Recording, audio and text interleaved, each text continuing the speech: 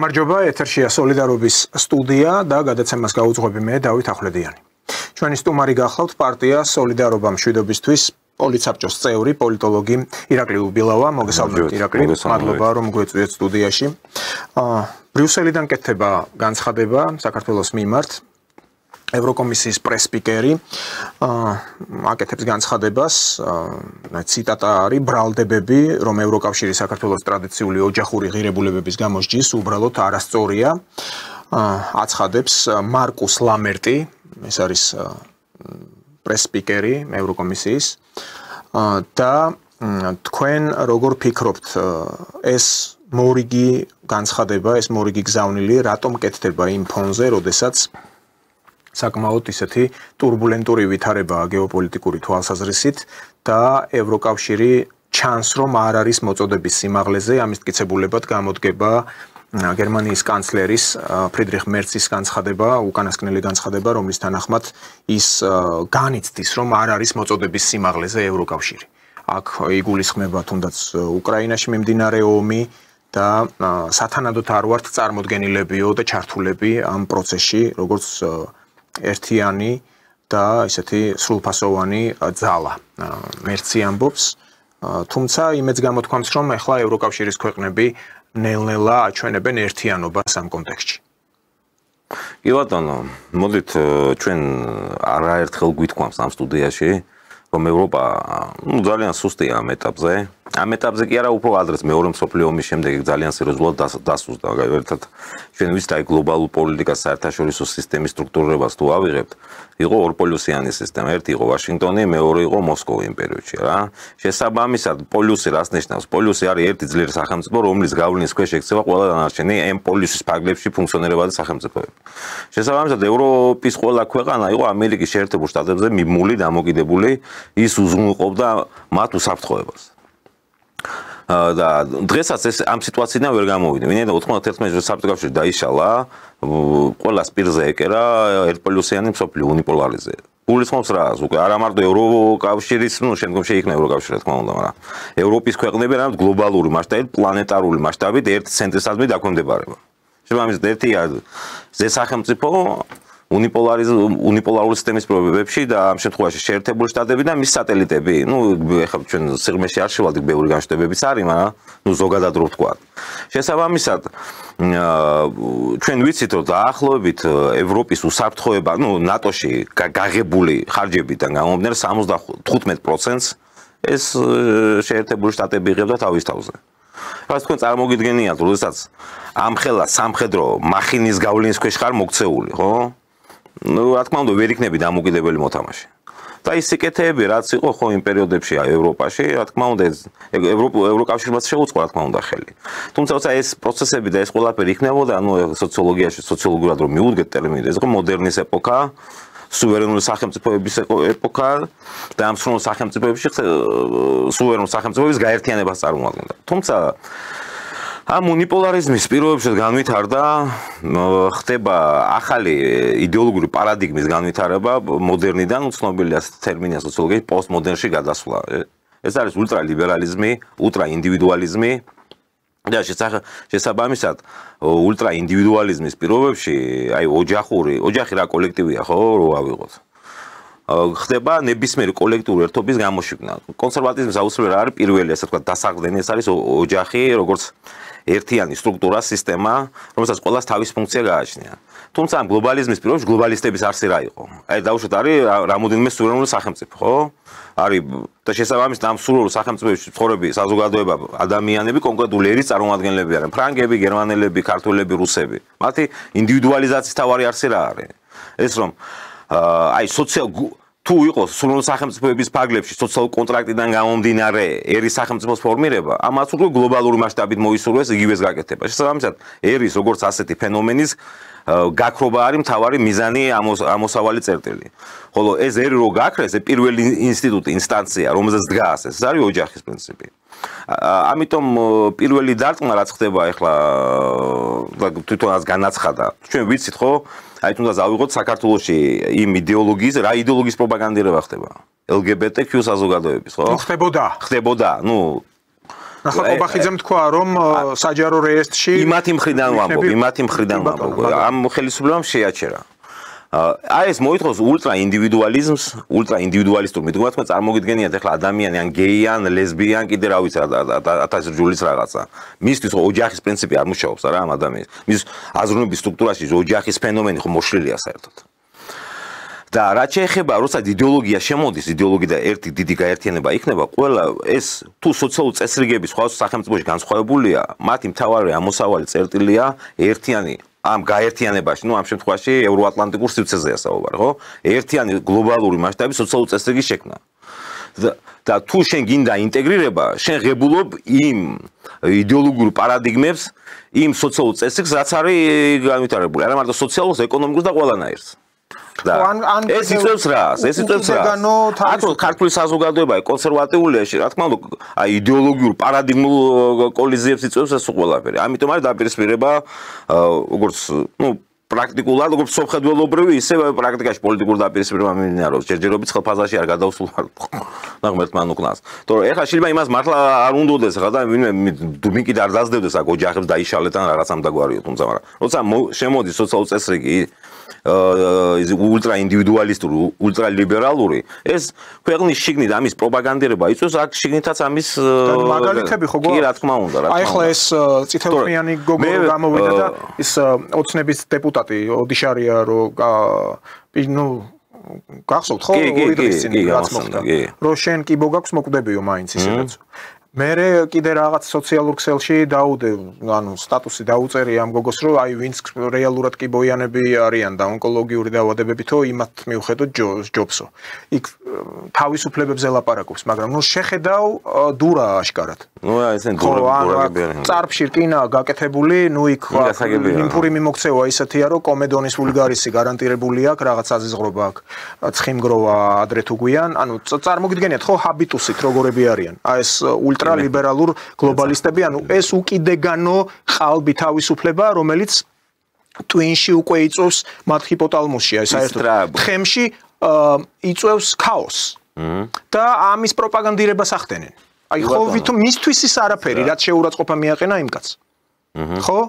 ჯერ ხო არავინ არ იცის ახლა იქ მართლა ონკო აქვს, არა აქვს ხო, მაგრამ ეს რო პირიდან ამოუვა აი გამსახურდიას აქვს თავის პოემებში ხშირად ხო მაპატიეთ პროზაულ ნაწარმოებებში რომ ეშმის ამონერწყვილია აი ეშმის ამონერწყვილის ეტალონები ასეთები არიან რაც ჩანს ახლა ესენ რო უყურებთ რა ეს არის ესენი ვერ გზნობენ ვერანაირ შეზღუდვებს საზოგადოება ხო საზოგადოების შექმნა ფორმირება რაღაც შეზღუდვებზე ტაბუებზეა დაფუძნებული თუ და სხვა შემთხვევაში ცხოველი ხარ რაღაც ბიომასა ესენი გვეუბნებიან გარდაიქმნიან მორალური პრინციპები უარყავით, უარითქვით ამაზე და გარდაიქმნით გარკვეული ბიომასადო რა დაახლოებით ამას გვთავაზობენ. აბა კი ბოიან კაცას რაღაცას რომ იმას იზამ რა ქვია, შეურაცხყოფას მიაყენებ, ბიომასა ცხოველია რა, ასე მოკლედ რო ვთქვათ, ხო?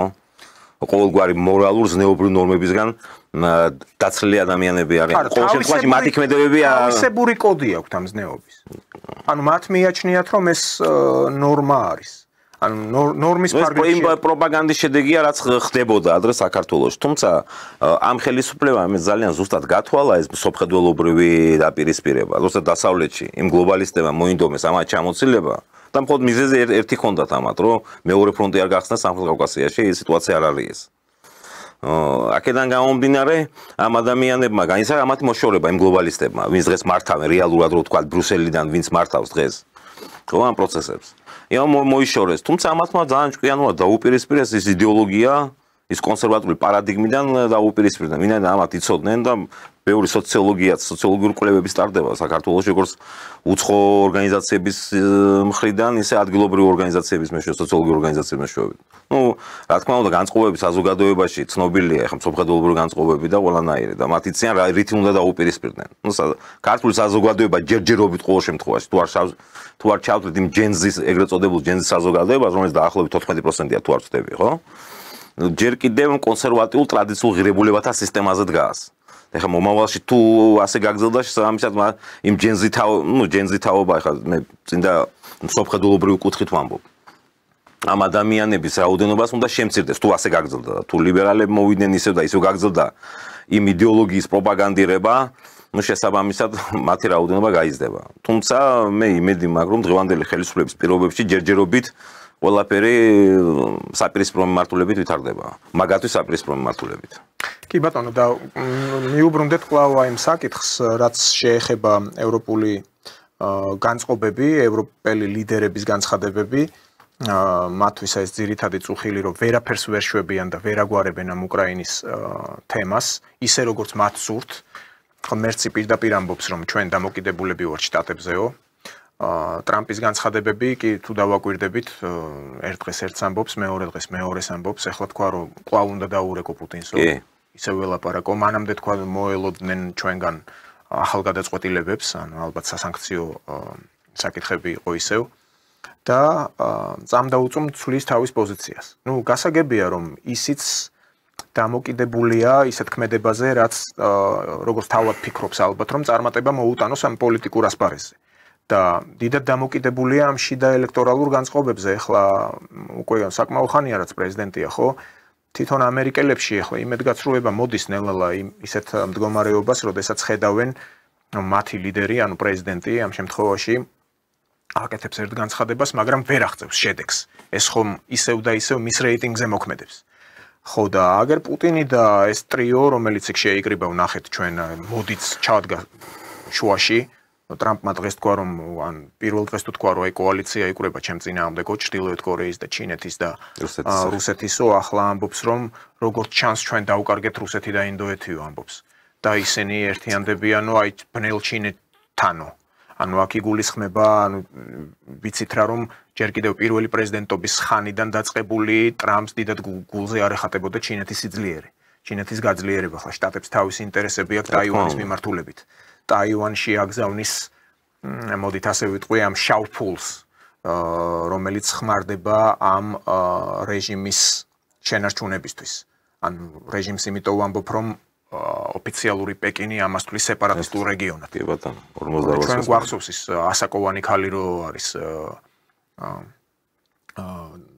სპიკერი, წარმომადგენლობით პალატის სპიკერი ნენსი პელოსი, ხო, ჩავიდა იქ ტაივანში რა გაღიზიანება მოყვა ამას ჩინეთის და ნუ ამ თემაზე ბევრი რომ არ ვისაუბრო, ანუ ეს პეკინში გამართული აღლუმი და პარალელურად გამართული შეხვედრები, სადაც ბევრი რამე გადაწყდა აი ამ რეგიონული გაძლიერების თვალსაზრისით ევროპელებს ურტყამს პირდაპირ. კი. და განიცდიან. აქედან გამომდინარე საუბრობს მერცი, რომ ჩვენ ვერ ვახცევთ იმას. ეხლა შეიკრიბნენ ეს ევროპელი ლიდერები, რომლებიც ცდილობენ უკრაინაში რაღაც სეფე-სიტყვა ჩააგდონ და არ გამოსდით.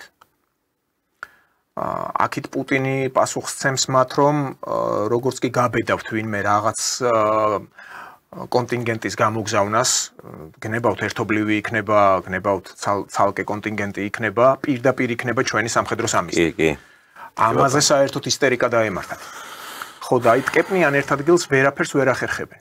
სასაცილო ეხლა ნუ ეს ურსულა ფონ დერ ლაიენი ნუ 19 პაკეტი, მერე იქნება 129 პაკეტი და 1029 პაკეტი და ნუ თვითონ ევროპელ ობივატელს, ამომრჩეველს თუ რიგით მოქალაქეს ნუ უკვე რის იმთქმელი იქნება ეს სანქციების უბრალოდ სიტყვა არ არის კმედითი ეს რუსეთისთვის.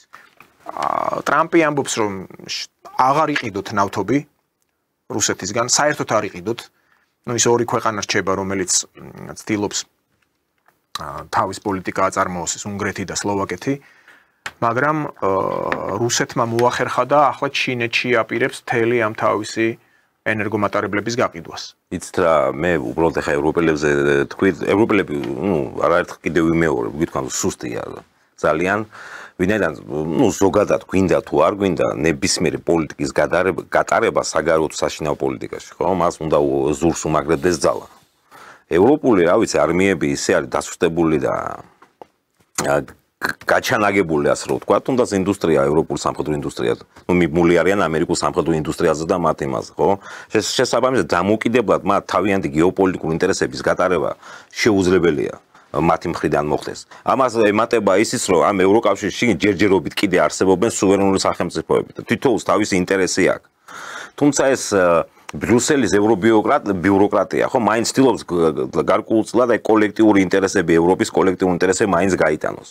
თუმცა ევროპელები ზოგადად მოდერნის ეპოქიდან მოყოლებული, ხო, ყოველთვის იყო ძალიან პოლიტიკური პრაგმატიზმში და პოლიტიკური აი რაციონალიზმი ახასიათებდა.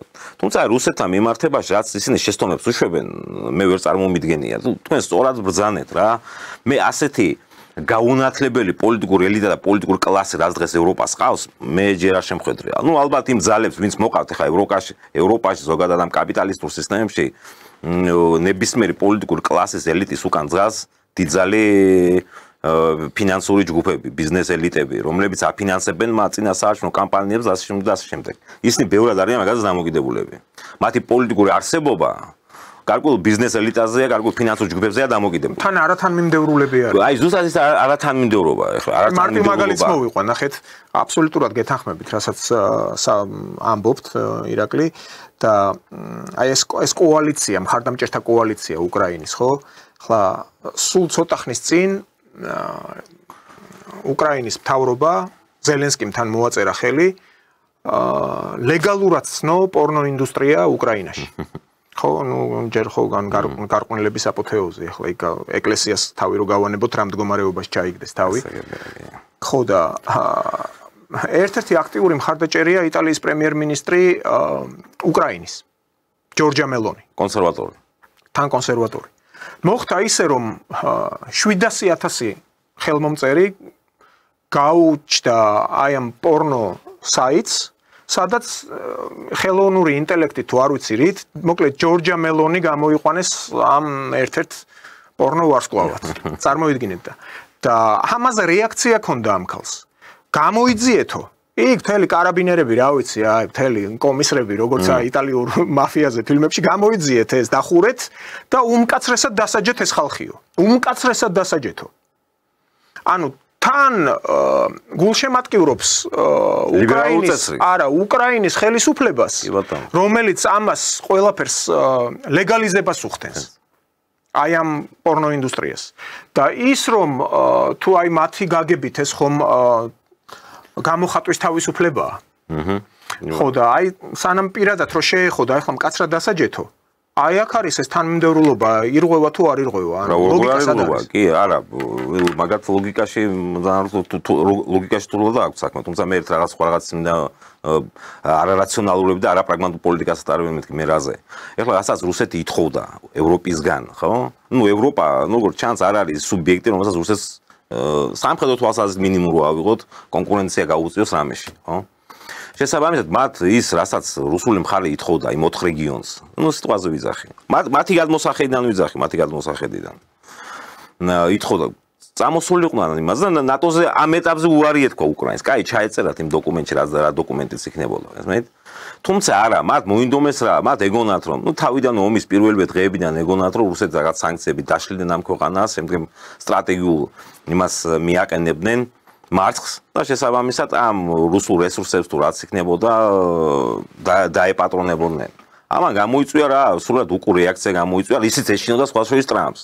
და რატომაც უნდა ომის გაჩერება, უკრაინის კონფლიქტის გაჩერება. რუსეთის გადმობირება უნდა თავის ხარეთ ჩინეთის წინააღმდეგ.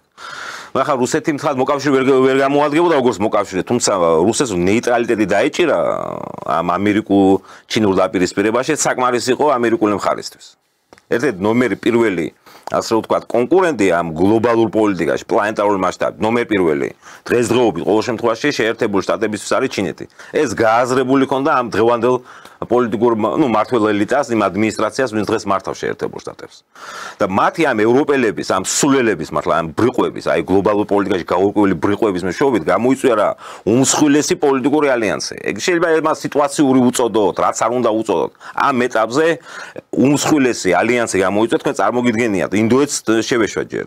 მსოფლიოს საერთაშორისო სისტემაში არსებობს 3 უმსხვილესი მოთამაშე, 3 უმსხვილესი. ეს არის შეერთებული შტატები, რუსეთი და ჩინეთი. სხვადასხვა ფაქტორები, ერთი სამხედრო თვალსაზრისით, მეორე ეკონომიკური თვალსაზრისით, მესამე სამხედრო ეკონომიკური თვალსაზრისით.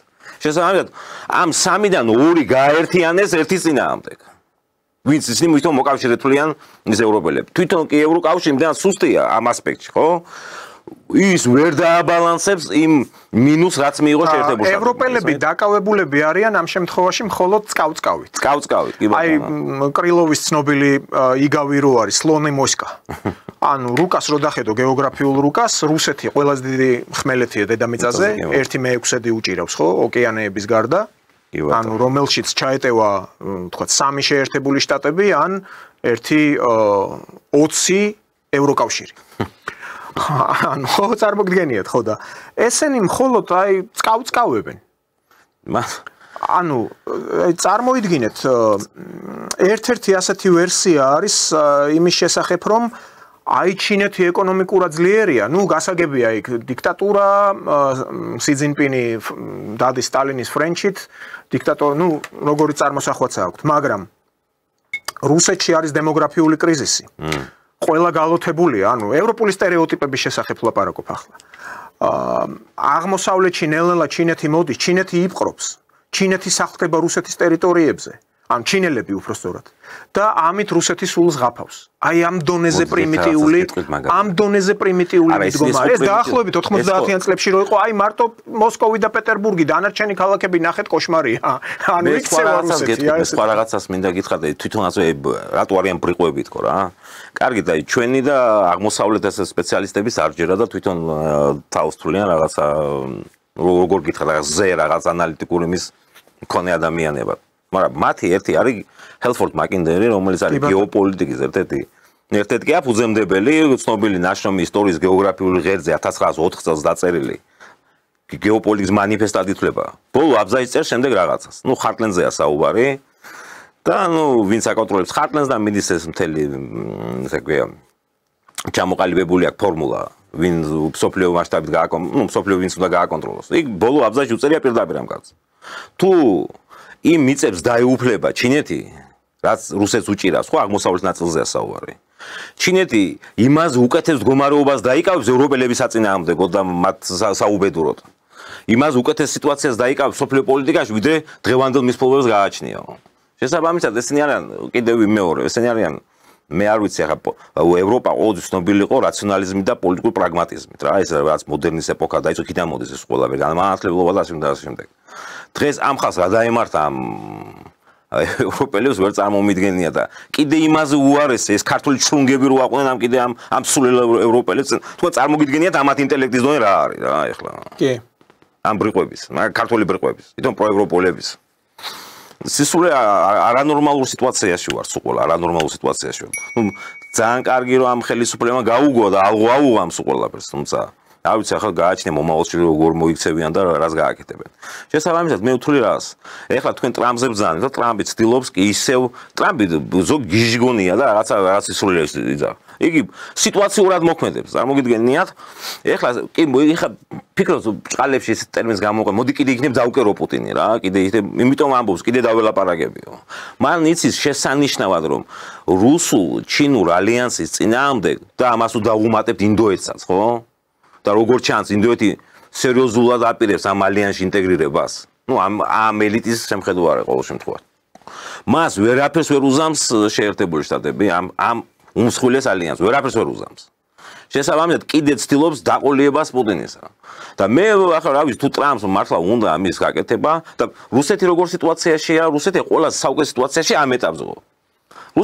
რუსეთი და პუტინი შესაბამისად ევაჭრება ამ ეტაპზე.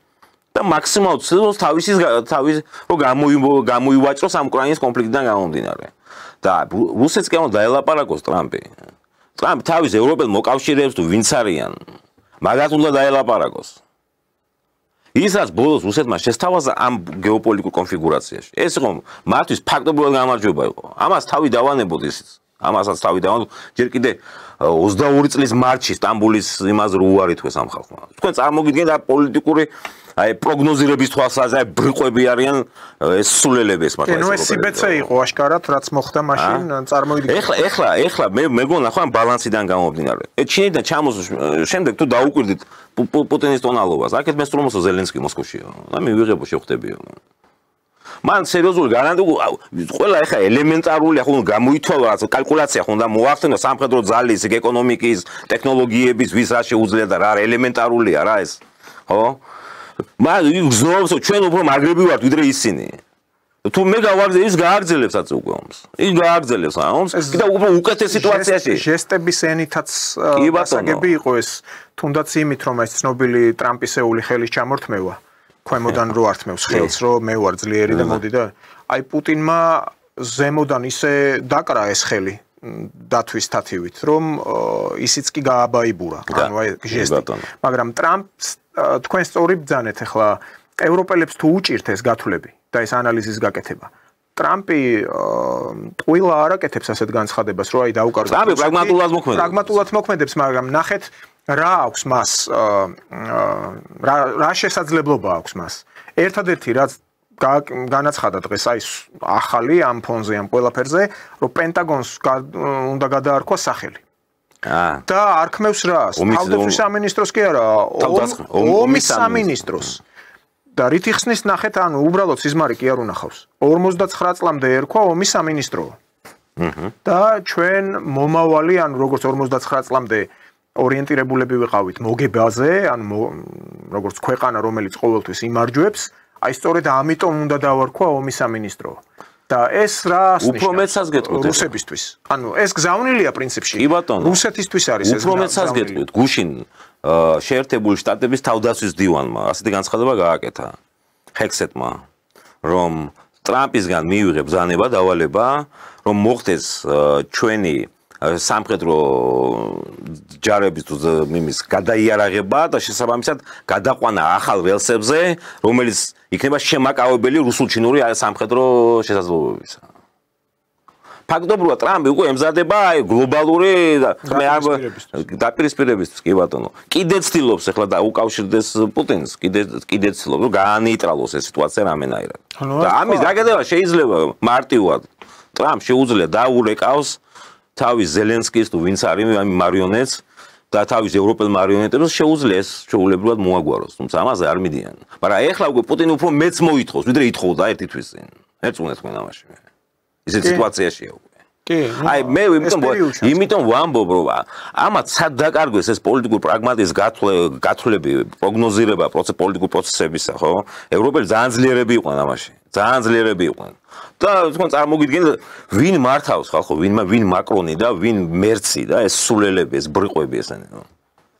ხო, ერთი მე გეუბნები თუ ეს ამ ელიტამ ხა მე არ გვი პერსონა მაკრონზე და იმაზე მერზე თუ ამ ჭრილში გაგრძელდა მათი ამ ელიტებში ადამიანთა ინკორპორაცია ხო ევროპას მომავალი არ აქვს არ დაიშლება მარტი მომავლებად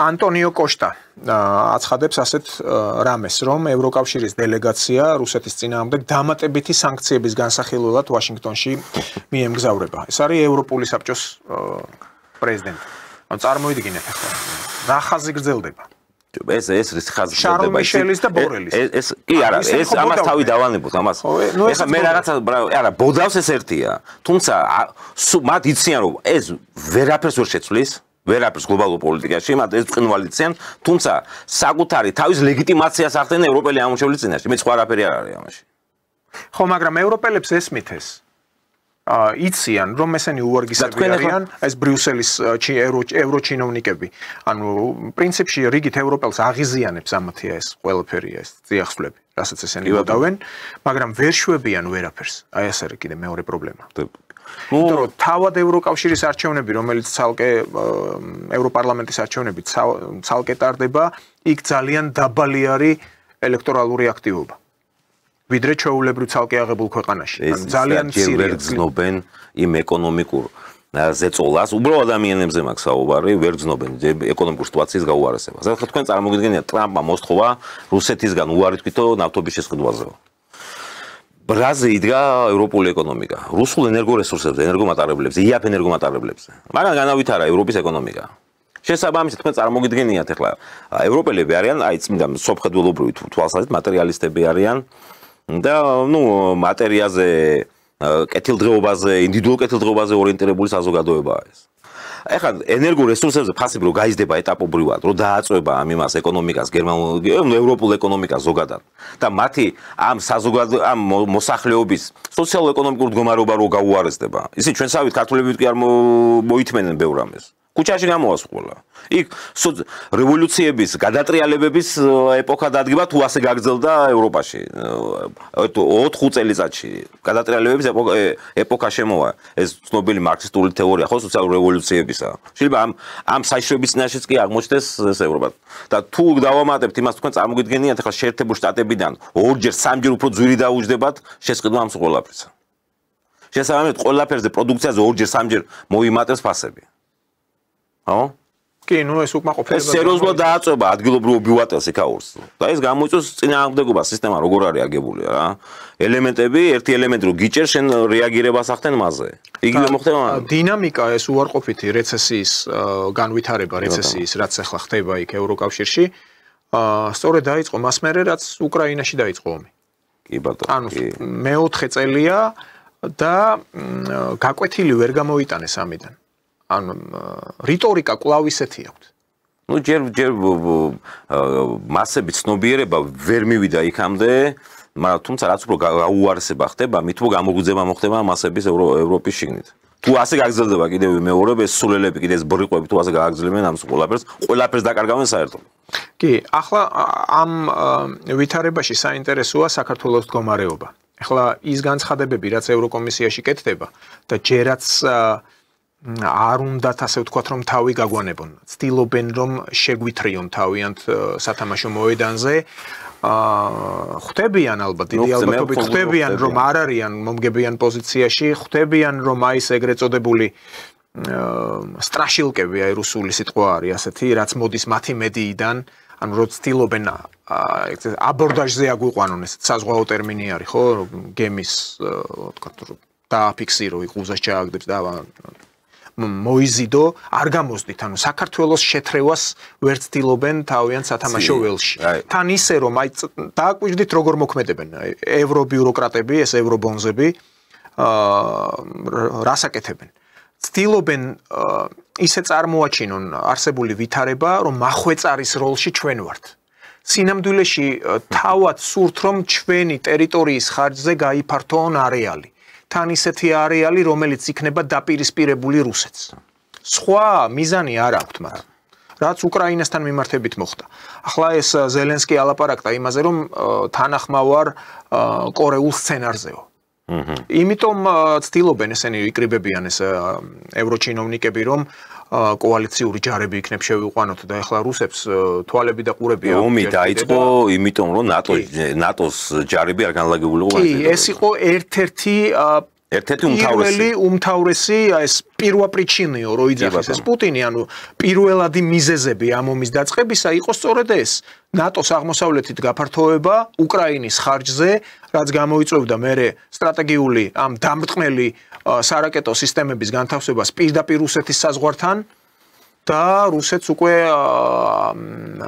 თქვა გაუჭირდებოდა ამ ყველაფრის მოგერიება და დოქტრინაში, სამხედრო დოქტრინაშიც იმიტომ შევიდა ცვლილებები, თან როგორ ერთი მეორის მიყოლებით ყოველ წელს ახალ-ახალი ეს დოქტრინა იბეჭდებოდა, გამოიცემოდა პუტინი ხელს აწერდა თავის ბეჭედს არტყამდა რომ ჩვენ აღარ დაუშვებთ რუსეთის საზღვრებთან არსებული ქვეყნების და ამ ყოფილი რესპუბლიკები იგულისხმებოდა ნატოში ინტეგრირებას. ახლა ესენი ცდილობენ ეს კოალიცია რას ნიშნავს? რომ შერეული კონტინგენტები 26 ქვეყანაა მზადო, მაკრონი იძახის. 26 ქვეყანა ნატოს 30 წევრი ქვეყნიდან, ანუ მინუს უნგრეთი და სლოვაკეთი, ეს ქვეყნები არის, რომლებიც აპირებენ იქ კონტინგენტების ჩადგმას უკრაინაში. სად? ლვოვში და უშგოროდში და ამ კრივოი როგში, ამ ზელენსკის სამშობლოში. ანუ რუსი იმის ჩიტია ახლა ის თოხლოს, რომ დონბასი აიღო, ის 4 რეგიონი აღიარებული, ნუ თავის მიერ აღიარებული და მართლაც გაყოს კორეასავით. ნუ ამას ხო არ ჭამს უბრალოდ. იმიტომაც ამბობს რომ პირველ მიზეზები ამ ომის აღმოფხვრილი არ არის და ერთ-ერთი პირველ მიზეზი არის სწორედ ეს ნატოში ინტეგრაცია. კიდე ჯარების არ განთავსება და ჯარების არ განთავსება. საქართველოს სიტუაცია აქ საინტერესო. ჩვენ მოვედით აქამდე რომ ჩვენ შესახებაც უნდა გასაგებია რომ ხელისუფლება ლავირებს ჯერჯერობით ეს გამოსდის, საკმაოდ ძალიან ჭკვიანური მოხერხებულად ჭკვიანური პოლიტიკა ამ თვალსაზრისით, რომ ვცდილობთ შევინარჩუნოთ რაღაც ოქროს ხაზი, ეხლა ეს აკაცუკოები თუ ვინც ყავთ ეს სულელების ეს იდიოტების ბრბორო დარბისი რუსთაველზე და თავად დასავლურ მედიაში აი მათი ეს ჯიბის ექსპერტები ვინც ყავთ პირდაპირ ვალუტას რო უხდიან ევროებით რო ჰონორარებს ურიცხავენ ამბობენ რომ აი რუსეთისკენ ტრიალდება საქართველოს ხელისუფლება ეს რუსული მთავრობა ეს ქართული ოცნება ეს რუსეთის ხელი მოკლედ ნუ აი ბოდოა ეს პირდაპირ თქვათ მოდით არანაირი რუსეთისკენ მე პირადად ვერ ვხედავ გადადგმულ მეც მას ვერანაირ ნაბიჯს ვერ ვდგამ ვერ ვხედავ რომ ეს ხელისუფლება რუსეთისკენ რაიმენაერად იხრება შაბლონებით აზროვნებენ ესენი სტერეოტიპებით აზროვნებენ ომს რო არ უწყებ ესე იგი პრორუსული ხარ ამათ ლოგიკა ეთქვა ასეთი რასაკვირველია ხო და აი ამ კონტექსტში რაზე ჩვენ საუბრობდით რაც მოხდა უკრაინაში ნუ 2008-ში იყო მცდელობა ანალოგიური ხო მაგრამ აი ახლა ამჟამად აი ამ ახალ გეოპოლიტიკური პარადიგმის თვალსაზრისით აი ეს რეკონსტრუირება ხდება ახლა იალტამდე ჯერ არ მივსულვართ მაგრამ ჩვენი პერსპექტივა როგორ გესახებათ იცით რა მე ცოტა სხვანაირად უყურებ ამ პროცესებს და რატომ ეხლა უკრაინაზე ქონდა საუბარი ჩანს აი რუსეთის პოლიტიკიდან გამომდინარე ამათ ჩვენი ხელისუფლების პოლიტიკიდან გამომდინარე მე თქვენ გეთანხმებით არანაირი პრორუსული ხელისუფლება ეს არ არის მართლა ჭკვიანურად პრაგმატული ხელისუფლება რომელიც ცდილობს გარკვეული ბალანსებიდან გამომდინარე იმოქმედოს და ეგრეთ წოდებული მოდაშია დღეშიდან მრავალვექტორული თუ რაღაცა პოლიტიკის გატარება ურთიერთდაბალანსება ურთიერთშეკავება სხვა დიდი აქტორებისა რეგიონში ну და სხვა შორის ჭკვიანურად მოქმედებს და ეს ძალთა ბალანსი მაპატიეთ ირაკლი ეს ერთი ბარტყის გადმოგდების პოლიტიკა ხომ არ იყო მაგალითად გასაგებია რომ კონიუნქტურაა გლობალური სერიოზული წნეხია აქ ჩვენ არც მალავთ პირდაპირ ვამბობთ ამას თვითონ ხელისუფლების პირველი პირები ამბობენ რომ აღწერენ კიდეც იმ სიტუაციას რაც კაბინეტებში ხდებოდა ეს გამოსვლების დროს და გახარიას პერიოდის და ეს ელჩების მოძრაობა ამ კაბინეტებში ცემატყეპა და ამ ხალხის ნუ ამ პროტესტის მასის ასე ვთქვათ შედეგები ერთის სიტყვით რაც ხდებოდა იმ მომენტში მაგრამ ნახეთ როგორი ვითარებაა ყაველაშვილი პრეზიდენტი იწყალებს ხაზარაძეს და ჯაფარიძეს რომლებიც პირდაპირ ანგლოსაქსურ თამაშს თამაშობდნენ ახლა რა თვითონაც არ მალავენ ოღონ ისე კი არა რომ შეწყალება ეთხოვათ თავისი ინიციატივით იწყალებს და ხელისუფლება ამბობს რომ იცით რა ჩვენ არ გვინდა რომ ისე გამოჩნდეს რომ აქ არის ერთ ესე მათ თამაში უნდა დემოკრატიანობას თამაში უნდა მაგრამ ბიზნესანახად აკეთებენ და ეს არის ერთგვარი შემაკავებელი ფაქტორი ძუალის გადაგდება ამ გლობალისტებისადმი აი ეგრე თქვენ ხო ყავთ თქვენი წარმომადგენლობა იაქტიურონ მიიღონ ხმები და თუ მოვლენ ხელისუფლებაში მოვიდნენ დაუბრუნდეთ ნუ სიტყვაზე თქვათ ასე ეს ზუსტად პოლიტიკური სისტემის შიგნითაც ხდება იმ ბალანსების პოლიტიკური სისტემის შიგნით იმ ბალანსების რა თქვათ ჩვენება იმ ბალანსებისა რაც არის გლობალურად რეგიონალური მასშტაბით სხვა აქტორთა ინტერესებიდან გამომდინარე მე მინდა გავაგზავნო რას ვამბობდი რა ეს ხელისუფლება ძალაუფლება შეინარჩუნებს მანამ შეინარჩუნებს როგორც ჩანს არც იმ ლიბერალურ ევრობიუროკრატიას და მათ ეს თქვა გლობალისტებს არც შეერთებულ შტატებს მით უმეტეს დღეს ამ ეტაპზე არც რუსეთს ამ კავკასიის რეგიონისაც გარდა თურქეთისა არავის არ სცალია ну ამითაც გარკვეულწილად ერდოგანი სარგებლობს ალიუმა ძალიან კარგად ისარგებლა ეს ყველაფერი ეს პროცესები და ჩვენი ხელისუფლება სარგებლობს იმით რომ ამ ბალანსებიდან გამომდინარე მშვიდობას ინარჩუნებს და შესაბამისად ძალაუფლებას ეზელია ყოველ შემთხვევაში ეს პროცესი ჩემი აზრით გაგრძელდება მანამ სამ უკრაინაში ომი არ დასრულდება და მე როგორ უყურებ ახლა საერთაშორისო სისტემაში ამ ტექნოლოგიური განვითარებიდან გამომდინარე გლობალური ომი ამ ეტაპზე კი არა მომავალ საერთო წარმოუდგენელი იქნება ვინაიდან გლობალური ომის წარმოება ეს ნიშნავს ბირთვულ ომს და საბოლოოდ კაცობრიობის მოსპოვას. შესაბამისად არც ერთი მხარე ცოტა ისინი პრაგმატულად უყურებენ ამ თემებს, ამას წამსვლები არ არიან ეს ადამიანები, პოლიტიკოსები, სახელმწიფოები. ამიტომ ის უკრაინაში სამხრეთ-დასავლეთის მმართველობის სამხრეთ-დასავლეთ როგორც მორჩება და რა ძალთა ბალანსი დასრულდება, იქ პროცესი ჩვენ არ ვიცით, ну ნახოთ, აბა მალე გამოჩნდება ეს. რამოდენიმე თვეში ამ მაქსიმუმ წელიწადში გამოჩნდება. იქ რომ დასრულდება, აი ამის მერე ეპიცენტრი გეოპოლიტიკური უკვე სამხრეთისკენ გადმოინაცვლეს. მე ამას ვიძახდი ადრე და დღესაც იგივე აზრზე ვარ. იქ უკვე როგორ იმოქმედებს რუსეთი დასავლეთის ზეწოლა რო წავა რეალური კონკურენცია გეოპოლიტიკურ დაპირისპირება რო წავა რეალურ აქ აუცილებელი არა ერთმანეთს ომი დაუწყო როგორც უკრაინაში ხდებოდა ხო ისეთი პროცესები წავიდეს აი წმინდა გეოპოლიტიკურ კონკურენცია დაპირისპირება რო წავა იმ აქტორებს შორის აი მე არის საინტერესო როგორ იმოქმედებს ეს ხელისუფლება რუსები აი როგორ არის ცით აი იდეოლოგიურ და ფინანსურ თვალსაზრისით თუ ისინი უპირატესობას ფლობენ ყველა ქვეყანაში რუსეთთან მიმართებაში თუმცა რუსეთის მეზობლა საქართველოსთან პატარა ქვეყანაა რუსეთისთან გამომდინარე ხო რუსეთის იმიდან გამომდინარე მათ სამხედრო თვალსაზრისით უპირატესობა გააჩნიათ იმ სხვა სახელმწიფოებს. შესაბამისად, რუსეთს აქ ის ბერკეტი, აქ გეოპოლიტიკური კონკურენცია მარტივად და თავისუფლად მოუგოს დასავლეთს და სულ ყველას. აი ამის მე რას იზამს ეს ხელისუფლება, ეს უკვე სხვა თემაა, სხვა საკითხია უკვე. მაგრამ მე მაინც კიდევ რჩები, იმას კიდევ ვიმეორებ, რომ მთავარი გეოპოლიტიკური თამაშები სამხრეთ კავკასიაში წავა დაიწყება უკრაინის კონფლიქტის ამ კონფლიქტის მოჩენის შემდეგ, დამთავრების შემდეგ. და ის როგორი ძალთა ბალანსი აისახება იქ ამას მომავალი გვიჩვენებს ახლა ზუსტად ვერ განსაზღვრავთ ჩვენ ხო მაგრამ ამ ეტაპზე შეინარჩუნებს რომ ვაღიაროთ რომ რუსეთს კავკასიაში პოზიციები შესუსტებულია. რა თქმა უნდა. შესუსტებული აქვს იმ თვალსაზრისით. ამაში 2000-ს არ არსებობს. ხო, ეს გამოიწვია მაშინდელმა 44-დღიანმა ომმა. ყარაბაღში წარმოებულმა, რაც აზერბაიჯანს, რომ არა თურქეთი, აზერბაიჯანი ამ ომს ვერ მოიგებს. კი ბატონო, შესაბამისად თურქეთის პოზიცია არის საკმაოდ მძლავრი. გეთანხმებით ამას სრულად. თურქული აი ერთი კვირა რაც ჩამოვედი თურქეთში გახდით სწორედ.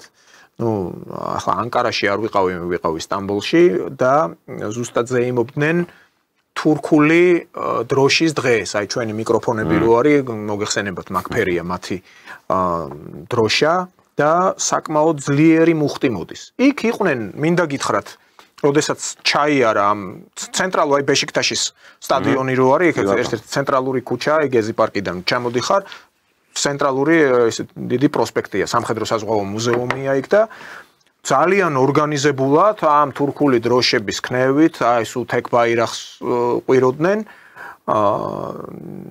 ჩემ ბიჭსაც კი მიაწოდა ერთ-ერთმა ქალმა ეს დროშა. ნუ ცოლმა გააპროტესტა ეს დროშა მიუბრუნე მათო ეს ჩვენი დროშა არ არისო. ხო და ნუ ერთი სიტყვით ძალიან დიდი მუხტი მოდიოდა ამ თურქებისგან. არიან თავის ქვეყნის პატრიოტები არიან და რაც ყველაზე საგულისხმოა, როდესაც ამ კოლონამ ჩაიარა ამ თურქების ქალები, ბავშვები, ასაკოვანები, მუსტაფა ქემალ ათათურქის ბაირაღები გამოსახული ეს თავის ფაფახით. ერდოღანის სხვათა შორის არ იყო, ნუ პირად საუბრებში არ მალავდნენ ახლა უფრო ვაჭრობაში გაწაფული ხალხია თურქები და ყვებოდნენ ახლა იქ უშუალოდ ვისთანაც მქონდა საუბარი არ იყვნენ სხვათა შორის ეს პოლარიზებულები როგორც იქ აჩვენების წინ როგორც ჩანს ხო ანუ ერდოღანის კონკურენტების მიმართ სიმპათიები სულაც არ გამოუხატავთ მაგრამ ერდოღანის პოლიტიკით იყვნენ უკმაყოფილო ანუ ეკონომიკურად ძალიან დაგვარტყაო ერთმა პირდაპირ მითხრა რომ თურქეთი დააქცია ამ კაცმა მაგრამ ნუ ამის დაბალანსებას ახდენს იმითი რომ გარე პერიმეტრში გარე საგარეო პოლიტიკის თვალსაზრისით თავიანთ კლანჭებს ნელ-ნელა თურქეთი აჩვენებს. კი, ეთანხმები. მიმივხვდით როგორც პოლიტოლოგი ალბათ რას გულისხმობ.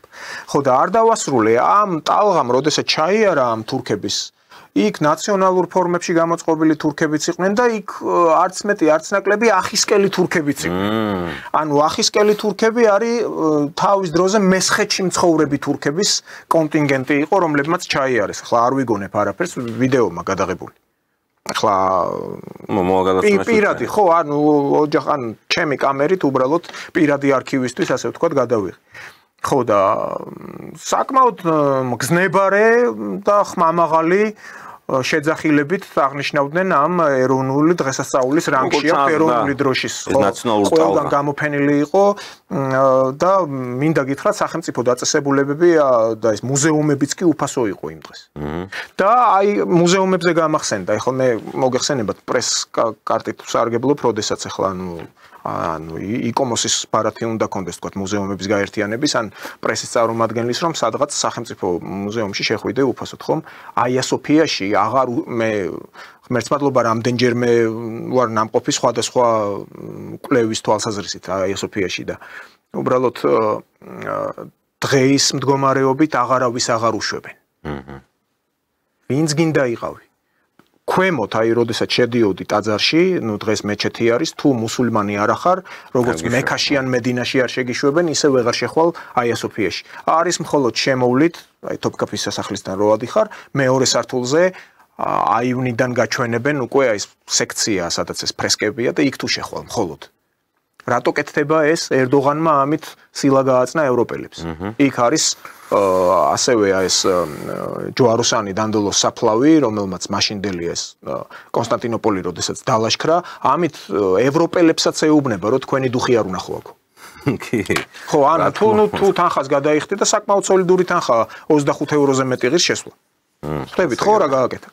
აი ასეთი მდგომარეობა თურქეთის საგარეო პოლიტიკაში სერიოზულად ძლიერდება სამხრეთ კავკასიაში, არა მარტო სამხრეთში, ცენტრალურ აზიაშიც. ვიცით რა, თუნდაც აზერბაიჯანის, თუნდაც სომხეთთან მიმართებაში პოლიტიკა, სომხეთის პოლიტიკა. ეს სომხეთის პოლიტიკას ფაქტორი რა ვიცი, ხა მე ზოგ ჩემს მეგობრებთან მქონია საუბარი, ეროვნულ მეგობრებთან ის ამ საკითხებით არის დაკავებული და ყველა ამბობს, რომ პორტურკულია ფაშინიანზეც ამბობენ, ნიკელი აღული თუ რაღაცა აქვს. მაგრამ მეც გეტყვით, სომხეთში ითვლება შეურაცხყოფად თუ იტყვი, რომ ეშე თურქო. ანუ სომეხს რო ეტყვი შეთურქო, ეს დედის გინებაზე უარესია. და თქვენ წარმოგიდგენთ ასეთ პაშინიანზე ამბობენ, ეს თურქიაო. თურქიაო. თქვენ ასეთ ვითარებაში როგორ ინარჩუნებს ძალაუფლებას, ხო? გამოდის გარე აქტორები ამ ადამიანს გარედან აჩერებენ ამ ხელისუფლებას. კონკრეტულად ამ ადამიანს თან ხელისუფლებას. და იმათაც შეფუთული აქვს რა ევროკავშირში გაწევრიანებით, ნატოში ინტეგრაციით და ასე შემდეგ. თუმცა ყველაზე მეტად სარგებლობს ამათ თურქეთი და აზერბაიჯანი. ნუ ჩვენი სიტუაცია როგორი იქნება ამ ვითარებაში თუ ასე გაგრძელდა კიდე რამოდენიმე წელიწადი, ეს უკვე სხვა საკითხია. ჩვენ ძალიან გაგვირთულდება აქ რეგიონალური სიტუაცია. და ნუ ფაქტობრივად შესაძლოა ვთქვა, ხა არ მინდა ამის თქმა, მაგრამ რაღაცა ვამჩნევ ამ ჩვენ ხელისუფლებას და პროტურკულ სიმპათიებს ჩანს. შეიძლება ვწდებოდე, ღმერთ ფაქნას ვწდებოდე. თუმცა ეს რაც თუ საიდუმლო არ არის, რაში ამჩნევთ ამას? რა კუთხით და ხა ჩვენი მართული ელიტა, აი სად იყო ისეთ ქვეყნებში ოფიციალურ ვიზიტებით სად იყო ბოლო პერიოდში? ან აზერბაიჯანში? ან თურქეთში. მე გეუბნები თითქმის მთლიან ешელონზე გეუბნები პრეზიდენტი დაწყებული და მინისტრთა კაბინეტი დასრულებული. ან თურქი მაღალჩინოსნების ვიზიტი საქართველოში სხვა დონის, ხო? როდესაც ჩვენი ეკონომიკის მინისტრი გოგონა რა ქვია? ეკონომიკის მინისტრია, ეხლა თუ არ ვცდები. ხო. ნუ გლობალურ მასშტაბის ის უწოდა ალიევს ლიდერი ერდოგანის პატარა ბიჭუნას, ასე რომ ვთქვათ, ხო? ამის ფონზე ახლა თქვენ წარმოგიდგენიათ ახლა ამის ფონზე რა სიტუაციაა. ამათვის მათი განცხადებებიდან, ამათ განცხადების კონტენტ ანალიზს რო უყურებთ, აი ალიევსაც კი ქვემოდან უყურებენ ესეთ ვითარება გვაქვს, ნუ ყოველ შემთხვევაში მე ასე უყურებ ამ თემას, რაც მათ განცხადებებიდან, რაც ვკითხულობ, ხო ხდება პოლიტიკურ მეცნიერებაში, განცხადებებიდან კონტენტ ანალიზი ქვია ამას. პოლიტიკურ კვლევის მეთოდოლოგიაში და ამ მეთოდოლოგიით თუ მიუდგებით, ნუ ჩანს ეს, აშკარა ჩანს. და შესაძლოა ჩვენი ხელისუფლებაც, ნუ სხვა სიტუაცია რა აქვს, რუსეთს არ ცალია, შეერთებულ შტატებს არ ცალია, ევროპა ეწინააღმდეგება და ერთი დარჩა თურქეთი. აი ესეც არ არის გამორიცხული, დაპარი დავრემენი ბოდიში ამ რუსულ იმაზე, ელოდება, ყველა ელოდება ფაქტობრივად რუსულ უკრაინას. ანუ თქვენ ამ ლოგიკით შეიძლება ვივარაუდოთ, რომ საშუალოვადიან რეჟიმში რაღაც გამორჩენის და ხელისუფლების შენარჩუნების კუთხით ცდილობს შესაძლოა ესეთი ლავირება მოახდინოს. პოლიტიკურ პრაგმატიზმიდან გამომდინარე შესაძლოა ეს არ არის ასეთი პოლიტიკა ზოგადად ამორალური ეს არ არის. ცდილობს შეინარჩუნო და შეიძლება კიდევაც უკეთესი იყოს ამ ეტაპზე ყოველ შემთხვევაში, მაგრამ მომავალში როგორ იქნება, ხო არ ვიცი. და შესაძლოა ძალთა ბალანსი ცვლილებებიდან გამომდინარე, მათაც თავისი ვექტორი შეიცვალონ უკვე. ნუ შეიძლება ვწდებით, რა ვიცი, ხო ნახოთ, ხო ჩვენ შიგნით არ ვარ და ჩვენ გარედან ვაკვირდებით ამ პროცესებს, ამ გარედან დაკვირვების საფუძველზე ასე ჩანს ყოველ შემთხვევაში. მაგრამ თურქეთს ექნება ექსპანსიონისტური პოლიტიკა. რა თქმა უნდა, ყველა სახელმწიფოს ეკონომიკური, მოდით ასე ვთქვათ, ეხლა ზოგს შეიძლება აღიზიანებდეს ეს მართლაც ხვალდაზე ტანკით შემოვარდნას თურქია არ აპირებს. როგორც ეხლა არის მედია საშუალებები ქართული ულტრანაციონალისტური, სადაც გონიათ რომ არიქა ხვალ თურქი შემოვა, როგორც გასული საუკუნის 20-იან წლებში. პერიოდებში იყო ცდილობა. მაგას არ გამოურიცხავ თურქეთმა რა იდეოლოგიურ პროპაგანდას შემოვიდეს ხო? ხო და ამას არც მალავენ. როგორც ერდოღანმა, ისე თავის დროზე დავით ოღლუმ თქვა, რომ დღეს ერბილი, თესალონიკი, ბათუმი კიდე ჩამოთვალა ქალაქი იქ ევროპის გაიჭრნენ, ხო, ან ბალკანეთამდეც გაიჭრნენ, როდესაც ძლავრი იყო ოსმალეთის იმპერია, ეს ყველაფერი ეკონომიკურად უნდა დავიბრუნოთ. იცით, აი თქვენ ბრძანეთ, რომ თურქეთის ეკონომიკა გაუძლებს ამას. ეგეც არის ფაქტორი. თურქეთს ერთადერთი რაც არის. ეს არის სამხედრო ფაქტორი თურქეთისა. მაგრამ ნახეთ, ახლა ეკონომიკურადაც რომ იქ შესაძლოა ერდოღანის მმართველობის პირობებში რაღაც რეცესიული მომენტები იყოს ამ ეტაპზე. მაგრამ იმ დაკვირვებებით, რასაც უშუალოდ ვაწარმოებ, ამ რამდენიმე წლების განმავლობაში არაერთი ვიზიტის შედეგად, პირდაპირ ვიტყვი, არა აი ორივე ხელი ამიწევია, არავითარი პოლიტიკური ერთხელ მართალია რიზეში ვიყავი მიწვეული ამ ერდოღანებში, მაგრამ წმინდა ტურისტული თვალსაზრისით ჩავსულა ოჯახთან ერთად დასასვენებლად. აქ უნდა ვაღიაროთ, რომ უმაღლეს დონეზე აქვს თურქებს მომსახურების თემა. საქართველოსთან შედარებით. ხანდახან თვითკრიტიკულებიც უნდა ვიყოთ. რას ვაკვირდები? თუნდაც ფენერის უბანში. ფენერის უბანი არის უბანი, სადაც კონსტანტინოპოლის დაცემის შემდეგ შენარჩუნდა ეს მართლმადიდებლური სიწმინდეები, ეს ვაქერნის წყარო, სასწაულთ მოქმედი კონსტანტინოპოლის საპატრიარქო, თავის ბოძით, რომელზეც ქრისტეს ამათრახებდნენ, იქ მარია მონგოლელის ტაძარი, ხორას უნიკალური ტაძარი ულამაზესი მოზაიკით, რომელიც ასევე აგრეთვე მეჩეთითაა გადაქცეული. თუ კი ადრე დადიოდა ძველი ავტობუსი, აი ეს რომ ბოლავს ასე თქვა ჩვენთან რო იყო ხო? ახლა დადის ფაქტობრივად ტრამვაია, მაგრამ ღია მეტრო. აი რო შეადაროთ თბილისის 4 ვაგონი მეტროპოლიტენის, ზუსტად იმ ხელავე დადის ეს განახორციელეს ერთ წელიწადში. რა საქართველოში არ შეიძლება ამის გაკეთება? პირდაპირ გეტყვით. ემინონუდან კაპატაში რო ჩახვიდე, ან კაპატაშიდან კარაკოიში სიტყვაზე, კუნძულებზე გადის გემები. როგორც ტაქსები და ავტობუსები ისე დაქრიანეს გემები. რა პრობლემაა, ანუ ბერია უსწრებდა დროს 30-იან წლებში სანაპიროს რეკონსტრუქცია რო გააკეთა, მაშინ ქონდა ჩანაფიქრად აი ეს პირსები, მისადგომები გემებისთვის. აი რო გაყვეთ ორთაჭალიდან დიღომამდე ყველგან არის, დიდუბემდე. 2-3 ტყელძირიანი გემის დაკვეთა რა გახდა თუნდაც აი ბელორუსთან აქვს ახლა კარგი ურთიერთობა. რა პრობლემა გახდა 4 ასეთი გემის დადგმა აქ, რომელიც განავითარებს და განტვირთავს თბილისში ტრანსპორტის პრობლემას. უბრალოდ გადასასვლელი ხიდები იქნება რამდენიმე ადგილას ალბათ საჭირო. არავითარი პრობლემა არ არის. ახლა ახალი რა ძველი მერი ახალი სახეებით გვეყოლება ალბათ, ეყოლება თბილისის ქალაქს. შესაბამისად შეგიძლიათ რა ვიცი, მიმართვის საფუძველზე რა გამოიდონ თავი და გააკეთონ ეს და რა ძალიან კარგი იდეაა, ძალიან კარგი. ეს იდეა მარტო მე კი არ გამჩენია, ბერიას გაუჩნდა გასული საუკუნის 30-იან ბერია ფენომენი იყო ხო ბერია. ხო, აი ამაშია მთელი ეს პარადოქსული მდგომარეობა და იმის თქმა მინდა რომ თურქები გვისწრებენ ბევრად. თურქები გაგვისწრებენ ხო 80 მილიონიანია იმპერიული წარსულით და დღესაც აქვს იმპერიული ამბიციები და სხვათა შორის იმ ეკონომიკაზეც საუბრობთ. თუ თურქეთის ინტერესები ასე გაიზარდა რეგიონში, სამხრეთში, ფაქტობრივად ყველა ლოჯისტიკურ საშუალებას იგდებს ხელთ სამხრეთში. ენერგორესურსებსაც შეიძლება ჩაიგდოს ხელში და შეიძლება რა კასპიის ნავთობიდან მთელი ეს ამბავი, ხო? ცენტრალური აზიიდან, რაც ევროპისკენ მიდის, ყველაფერი ჰაბი ხდება, ერთგვარი ჰაბი და შესაბამისად შეიძლება კი ამას ცდილობს ყოველ შემთხვევაში, რაც მის მადას გაზდეს კიდე 1-2 იმპერიალისტურ მადას თურქეთისას. არა, ეს როგორ მოხდება, ნახოთ, აბა ჯერჯერობით აქვს პერიოდი ამ უკრაინის კონფლიქტის დასრულებამდე აქ ამ სახელმწიფოს. თუმცა არ ამგონია უსაშუალო დიდხანს გაგრძელდეს უკრაინული კონფლიქტი და შემდეგ რა მოხდება ამას უკვე მომავალი გვიშვენებს. კი ბატონო და ჩვენ ცოტა დრო გვჩება უკვე 5 წუთზე ოდნავ მეტი.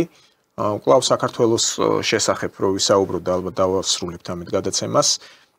არჩევნები ახლოვდება, ზუსტად ერთ თვეშია არჩევნები, 5 სექტემბერია დღეს, 4-ში არის არჩევნები. როგორ ფიქრობთ, როგორ წარიმართება ეს საარჩევნო პროცესი? გასაგებია რომ ხელისუფლებას ახლა პრინციპში უკეთესი მდგომარეობა აქვს ვიდრე ამ ხელოვნურ ოპოზიციას. იქ იყო ასევე ინფორმაცია რომ თუნდაც აი ხაზარაძე გახარიას ერთობლიობამ კანდიდატებიც კი ვერ დაასახელა არაერთ უბანში 20-ზე მეტი უბანია სადაც კანდიდატები კი არ აყავთ. კანდიდატებიც არ ყავთ ელემენტარულად. ხო და აი როგორ მოხდება თუნდაც ეს საარჩევნო საკითხების გადაჭრა იქნება თუ არა ეს შლეიფი რომ ვითომ არჩევნები გაყავდა ხელისუფლებამ მოიგო აი რასაც ოპოზიციას რესურსი არ აქვს ობიექტურად ვაღიაროთ რომ თავის ამომრჩეველშიც კი დელეგიტიმირებულია უკვე წარმოგიდგენიათ ამომრჩეველი შეიძლება ბევრ პროდასალურად ესეთ განწყობილი ამომრჩეველია და მათი ამომრჩეველიც ვინც ხმას აძლევს თუმცა რომ უყურებენ ამ სულელებს ვინც ხდებიან ეს ბრიყვები არიან ესენი და ამიტომ ამ ოპოზიციის დელეგიტიმაციას მოხდა თქვენ წარმოგიდგენიათ მე ასეთ რაღაც რა ვიცი გსმენიათ სადმე კაცი ძალით რო გამოიყვანოს ციხიდან დღეს რაც ქნეს იმიტომ რომ რაღაც დემოკრატიულობის რაღაც იმიჯი რო შეუქმნან ამ საარჩევნო სისტემას. ნუ თუ იმ პროდასალ ამორჩეველს თავისი პარტია, ვისაც ხმა უნდა მისცეს, არ იქნება არ მოვა, თუმცა კანონმდებლობაში საქართველოში ისე არის მოწყობილი, ჩვენ საარჩევნო კანონმდებლობა რომ 5 კაცის რომ მივიდეს, მინიმალური ზღვარი არ არსებობს, 5-ის რომ მივიდეს, არჩევნები ლეგიტიმურია, შესაბამისად ოცნება გააკეთებს ყველაფერს, რომ თავისი ამორჩეველი მიიყვანოს მაქსიმალურად მოახდინოს თავკუთარი ამორჩევის მობილიზაცია და მიიყვანოს არჩევნებზე შესაბამისად თუ ოპოზიციური ამორჩეველი არ მივა შესაბამისად ამათი პროცენტული მაჩვენებელი გაიზრდება სახელმწიფო პარტიის და მე ყველა მუნიციპალიტეტს მოიგებენ ყველა მუნიციპალიტეტს და მინიმუმ ყველა მუნიციპალიტეტში აიღებენ 60%-ს აი მე ამაში დარწმუნებული ვარ ამ ოპოზიციის შემხედვარი რომელიც დღეს ყავს ნუ ვინც ამ არჩევნებში ღებულობს მონაწილეობას მაგაზე მაქვს საუბარი კარგით, ნუ გაიმარჯვა ვთქვათ ხელისუფლებამ ამ არჩევნებში. თქვენ როგორ ფიქრობთ ახლა დაპირებები ადრეც წინა არჩევნების დროს ბევრი ყოფილა? დაპირებებს მე არ მჯერა საერთოდ.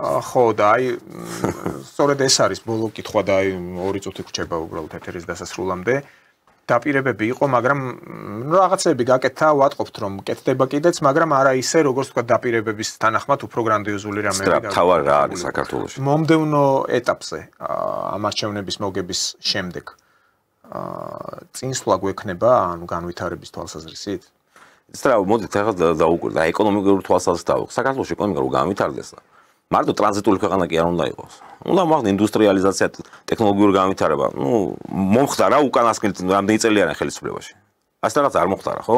შესაბამისად მომავალში არანაირი ისეთი ეკონომიკური განვითარება საქართველოში არ მოხდება. ვინაიდან ეს პროცესები რომ მოხდეს, უნდა მოხდეს ინდუსტრიალიზაცია, ბაზრების დივერსიფიცირება, წარმოებული პროდუქციისათვის გასაღების ბაზრების პოვნა და ასე შემდეგ. ნუ რაც არ გაუკეთებია ადრე, რაც ვერ გააკეთა, მომავალში ვერ გააკეთებს და მომავალში მე კიდე დარწმუნებული ვარ იმაში, რომ ძალიან მალე აქ სერიოზული გეოპოლიტიკური ჯახი იქნება დიდ აქტორებს შორის საქართველოს, ნუ სამხრეთ კავკასიის ტერიტორიაზე ზოგადად ვთქვა.